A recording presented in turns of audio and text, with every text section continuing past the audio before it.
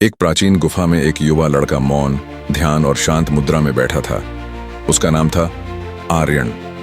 उसकी उम्र मात्र 17 साल थी, लेकिन जिज्ञासा में पूरे संसार से भारी। एक दिन आर्यन ने एक सवाल अपने गुरु से पूछा, गुरुदेव, आजकल लोग कहते हैं कि एआई सब कुछ कर सकता है, क्या वह बुद्ध से भी तेज है? गुरु मुस्कुराए। उन्होंने आंखें खोलीं और बोले, इस सवाल का जवाब तुझे आज नहीं, पर 3 रास्तों पर चलकर मिलेगा। और वहीं से शुरू हुई आर्यन की ज्ञान यात्रा। विज्ञान की दुनिया।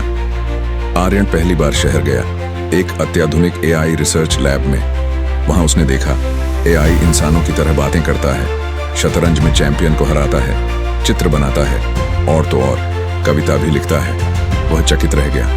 एआई ने उससे कहा, तुम जो पूछोगे मैं उसका जवाब दूंगा। आर्यन ने पूछा, जीवन का उद्देश्य क्या है? एआई ने बहुत सुंदर शब्दों में जवाब दिया, कुछ किताबों के उद्धरण भी दिए, लेकिन आर्यन के चेहरे पर संतोष नहीं था। उसने बुदबुदाते हुए कहा, तुमने तो ज्ञान दिया, लेकिन अनुभव नहीं। जंगल का एकांत। आर्यन फिर एक साधु से मिलने गया जो जंगल में रहता था। साधु कोई मशीन नहीं थे, लेकिन उनके पास शब्द कम और शांति अधिक थी। आर्यन ने वही सवाल दोहराया, क्या एआई बुद्ध से भी तेज है? साधु मुस्कुराए, बोले, बुद्ध ने तेजी से नहीं, गहराई से सोचा।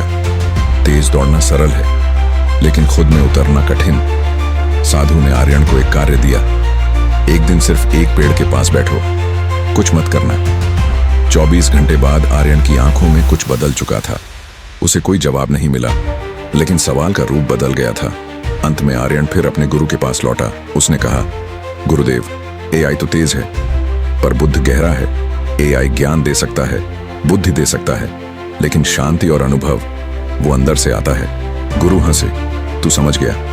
बुद्ध का तेज होना बाहर की दौड़ नहीं, भीतर की मौन चाल है। एआई तेज हो सकता है, पर क्या वह मौन में उतर सकता है? आर्यन अब समझ गया था, एआई तेजी से सवालों का जवाब दे सकता है, लेकिन बुद्ध उन सवालों को समाप्त कर देता है। आर्यन अब खुद एक शिक्षक बन गया। वह बच्चों को एआई चलाना सिखाता है और ध्यान भी करवाता है। उसके कंप्यूटर के पास बुद्ध की एक मूर्ति रखी है, और जब कोई छात्र पूछता है, सर, एआई बुद्ध से तेज है? वह मुस्कुराकर कहता है, एआई बुद्ध से तेज हो सकता है, लेकिन बुद्ध समय से परे है। तेज दौड़कर मंजिल मिलती है, पर ठहर कर खुद को पाया जाता है।